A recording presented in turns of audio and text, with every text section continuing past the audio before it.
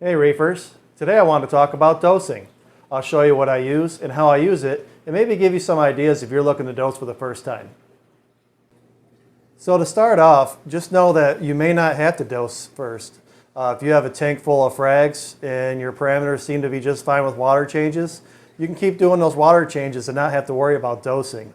Usually when you get into dosing is when your frags start to grow out into colonies and they start to remove some of those elements from the water and you notice your alkalinity or your calcium is starting to go down. That's when you might want to look into dosing. Also, some of your trace elements might start to go down and water changes can't seem to keep up. That's another time to start dosing.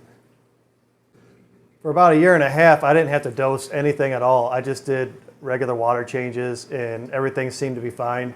Especially on my 75-gallon SBS tank, I was like, I don't need to dose anything. My tank's fine. My alkalinity's stable, my calcium's stable.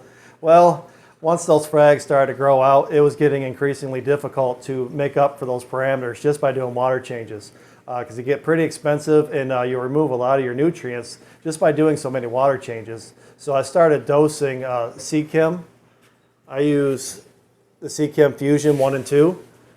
And that's worked real good for me so far in my situation. It's a two-part solution. It's got the alkalinity in the one, and it has the calcium and magnesium in the other. So I use those two, and it's not exactly balanced to a 1-to-1 ratio, but I figured it out over the last couple of years of how much I need to dose. And that's the tricky part when you first start dosing, is figuring out how much you need to use and how often. There are a few different ways to dose your tank. You can do it manually as long as you test your tank often, or you can use a dosing machine, which is what I personally use. Right now I use the Neptune Dose, but I started using the Jabo doser, and that's worked great for me for a few years. I now use that doser as a top-off, so it actually is dosing top-off water and not the two-part solution, but it's still dosing something to the tank. A lot of people have been dosing kalkwasser, which is a cheap solution to keeping your alkalinity and pH and your calcium up. I just recommend using extreme caution when you're doing it. Back in the day, it seemed like the only thing you could dose to keep your alkalinity and calcium up. And I remember back then seeing a lot of milky white tanks from kalkwasser being dosed too much, or an accident happened. And I'm starting to see that happen again now that kalkwasser is being popular again. Accidents happen. People just leave like a little cup or something dripping into the tank, and that cup gets knocked over, or a kid will come into the sump and open some kind of valve or something and overdose the tank. That's something to keep in mind with kalkwasser if you're going to use it, because that is something that it can potentially nuke your tank. So just keep an eye on it and make sure you do your proper research. Keep in mind that when you first start dosing your tank, you're going to have to test more often. Until you find out how much you need to dose and how often, you'll have to make small adjustments. I suggest going up instead of going too much and down if you can help it. There are handy calculators online that can give you an idea of how much to start off with, but more often than not, you'll have to make small adjustments over time, and it'll take a couple of weeks to get there.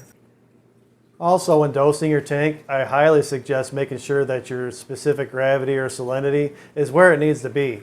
So if your sump is low in the band and you haven't had your tank topped off, I wouldn't test it there and then dose off of that, because you're going to have more of a concentrated alkalinity and calcium and magnesium or other trace elements. So keep in mind that as that fresh water is being evaporated out of the tank, the concentrations of all your other trace elements are going to go up because they stay there. So make sure that that tank is topped off before you test and before you make an adjustment. Well, let's talk about why we dose. We dose to keep our water parameters stable. We don't want our parameters going up and down and jumping wildly every day. There are natural swings with alkalinity and pH, and we try to minimize those because corals like stability. I also highly suggest testing for every single thing you dose, because if you don't know how much is in a tank, you won't know how much more to put into it, and you can overdose elements and you can cause more harm than good.